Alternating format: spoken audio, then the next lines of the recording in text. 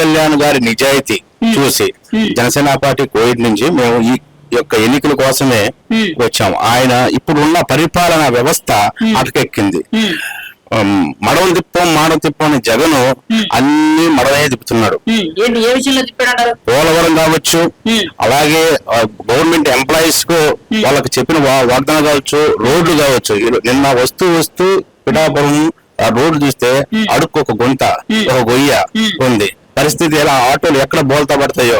అటువంటి ఈ యొక్క 5 ఏళ్ల పరిపాలనలో సుభిక్షమైన పరిపాలన ఇస్తానన్న జగన్ వాసవి ఆన్లైన్ సర్వీసెస్ మా వద్ద పాస్పోర్ట్ వీసా సర్వీసెస్ కలవు. వీసాలో 99% అప్రూవల్ సక్సెస్ రేట్ ఉంది. Please contact 8019482544. ఈ రోజు ఏం చేశాడు, ఎక్కడే గాని మౌలిక సదుపాయాలను స్తంభింపజేశాడు. విద్య గాని వైద్యం గాని కుట్టుబడిపోయింది. కనీసము మేము కూడా వలస వెళ్లాల్సింది వస్తుంది. ఇక్కడ ఉపాధి సౌకర్యాలు కల్పించలేకపోతున్నారు.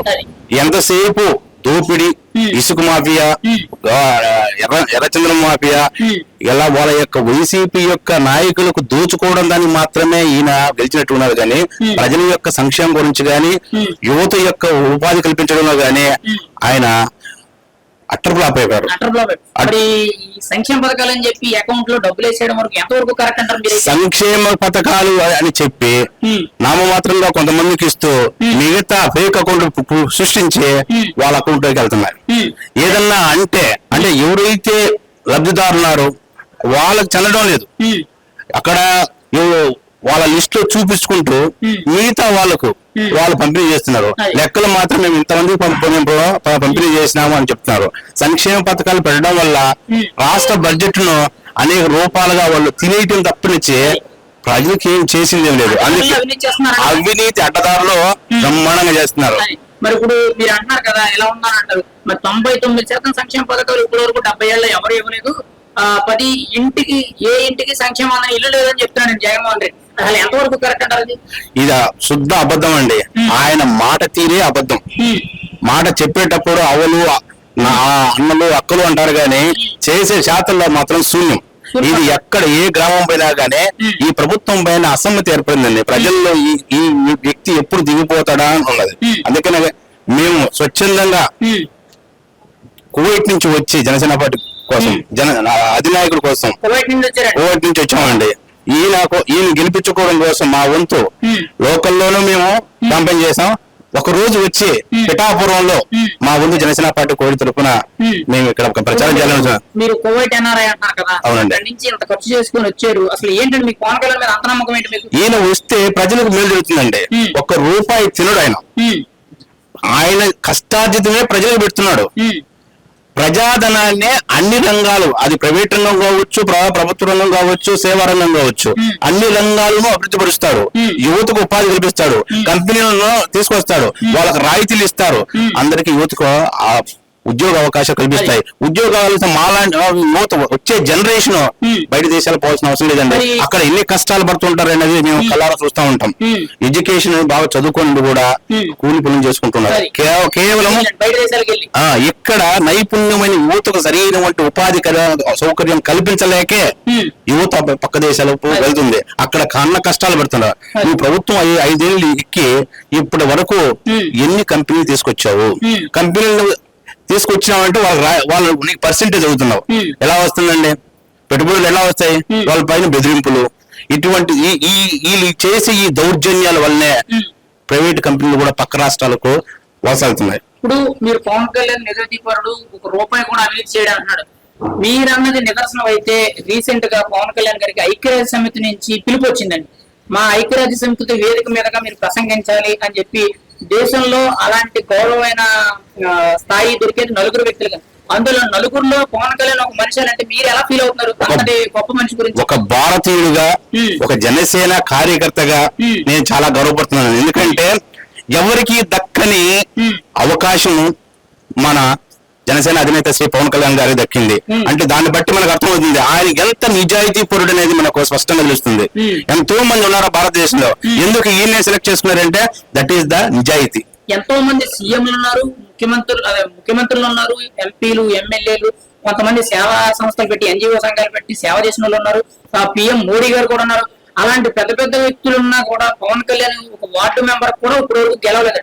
అలాంటి గెలవలేని మనిషిని ఈయన ఒక నీతి నిజాయితీ, ఈయన ఒక క్రమశిక్షణ చూసి ఐక్యరాజ్య సమితి నుండి పిలుపొచ్చిందంటే అది ఎంత గౌరవం చెప్పుకోవచ్చు అంటారు. ఇది ప్రతి భారతీయుడు గర్వపడాల్సిన సందర్భం అండి. అందులో ఆంధ్రులు చాలా గర్వపడాల్సిన సందర్భం. ఈ సందర్భంగా జనసేన పార్టీ కోవిడ్ తరఫున ఆయన మాకు ప్రత్యేక కృతజ్ఞతలు అభినందనలు తెలియజేస్తున్నాము. ఓకేనా. అలాగే ఈరోజు మనం పవన్ కళ్యాణ్ లాంటి నిజాయితీ పరుల్ని ప్రజలు ఇప్పుడు అర్థం చేసుకున్నారు. వచ్చే సార్వత్రిక ఎన్నికలు 18వ తేదీన బ్యాలెట్ బాక్స్ లో గాజు గ్లాస్ గుర్తుకు ఎన్డీఏ అభ్యర్థులను ప్రతి ఒక్కరిని గెలిపించేందుకు ప్రజలు సంసిద్ధమయ్యి, మేము కూడా చూస్తున్నాం, లోకల్ వచ్చి మేము క్యాంపెయిన్ చేస్తాను. ఎక్కడ పోయినా ఆయనకు బ్రహ్మరథం పడుతున్నారు. ఆయనకే ఓటు మా ఓటు అని చెప్తున్నారు. వార్ వన్ సైడ్ అయిపోయిందండి. వార్ వన్ సైడ్ అయిపోయింది. One side, no doubt. ఇక్కడ ఏంటంటే ఓన్లీ మెజారిటీ 75 నుంచి 1,00,000 లోపు మెజారిటీ ఖచ్చితంగా ఉంటుంది ఆయనకు. అత్యధిక మెజారిటీ గెలవబోతున్నారు. పిఠాపురంలో ఒక స్వర్ణ యుగంగా, ఒక స్వర్ణ పిఠాపురంగా తీర్చిదిద్దారు ఆయన. మంచి ఒక రాష్ట్రానికి, ఒక రాజధానికి ఎటువంటి ఓకేనా సౌకర్యాలు, మౌలిక సదుపాయాలు కల్పిస్తారో అటువంటి సౌకర్యాలు కానీ పిఠాపురంలోని ప్రతి ఒక్క సామాన్యుడికి, బడుగు బలహీన వర్గాలందరినీ ఆర్థిక పరిపుష్టత తీసుకొచ్చే కార్యకలాపాలు ఆయన చేపట్టే ప్రజలను మన్నబడతారు. ఇటువంటి వ్యక్తిని మనం మిస్ అయినావా 2019 ప్రతి ఒక్కరూ ఆయన గురించి చెప్పుకునే రోజు ఆ ఎలక్షన్ తర్వాత వస్తుందండి. రేపు నేను గెలవబోయే నియోజకవర్గంలో చేసే అభివృద్ధిని చూసి చుట్టుపక్కల ఖచ్చితంగా గుర్తించుకుంటారు. ఎందుకు ఆయన మేము మిస్ చేసుకున్నాము. ముఖ్యంగా భీమవరం ప్రజలు వాళ్ళు చాలా వరకు వేశారు. వైసీపీ ప్రభుత్వం వాళ్ళు చేసిన అగత్యాల వల్ల ఆయన గెలుపును ఓటమిగా లెక్కలో చూపించారు. ఈసారి ఆయన ఎందుకు మేము మిస్ చేసుకున్నామనే ప్రతి ఒక్క ఆంధ్రుడు, ప్రతి ఒక్క వ్యక్తి, అన్ని వర్గాల వ్యక్తులు బాధపడతారు. ఆయన ఇచ్చితే ఆయన అప్పుడే 2019 గెలిపించుకుంటే ఈ దుస్థితి, ఈ రోజు జగన్ పరిపాలించే దుస్థితి మనకు వచ్చినది కాదు కదనే బాధపడతారు. ఖచ్చితంగా పవన్ కళ్యాణ్ గారు ఎన్డీఏ ఉమ్మడి ప్రభుత్వం మనం స్థాపించబోతున్నాం. మరోసారి మంచి పరిపాలన మనం చూడబోతున్నాం. ప్రతి ఒక్కరికి ఈ సందర్భంగా మేము తెలియజేసేది అనగా, దయచేసి పిఠాపురం ప్రజలు అందరికీ పేరు పేరున అన్ని వర్గాల ప్రజలకు ఒక నిజాయితీ పరుడు, స్వచ్ఛంగా ఆయన కష్టార్జితాన్ని ప్రజలకు పెడుతూ కష్టంలో ఉన్న వ్యక్తిని తను ఓదార్స్తూ ఆ యొక్క సమస్యను పరిష్కరించే ఏకైక నాయకుడు భారతదేశ చరిత్రలో ఆంధ్రప్రదేశ్ ఉన్నారంటే అది మన పవన్ కళ్యాణ్ గారే. అటువంటి వ్యక్తి ఇక్కడ పోటీ చేయడం ఈ ప్రజల యొక్క ఒక మంచి సదావకాశం. ఈ అవకాశాన్ని సద్వినియోగం చేసుకుని ఆయన్ను అత్యధిక మెజార్టీతో గెలిపిస్తారని మేము కోరుకుంటూ, ప్రతి ఒక్కరికి పిఠాపురం ప్రజల మొత్తానికి మేము పేరు పేరున వాళ్ళకు కృతజ్ఞతలు తెలియజేస్తూ, తప్పకుండా మీరు ఆయన్ను మీ విలువైన ఓటును గాజు గ్లాస్ గుర్తుకు ఓటేసి బ్యాలెట్ బాక్స్ నెంబర్ 4 మర్చిపోవద్దండి. పిఠాపురం ప్రజలకు ఒక మరొకరి బ్యాలెట్ బాక్స్ నెంబర్ 4 సంఖ్య మన గాజు గ్లాస్ గుర్తుంటుంది.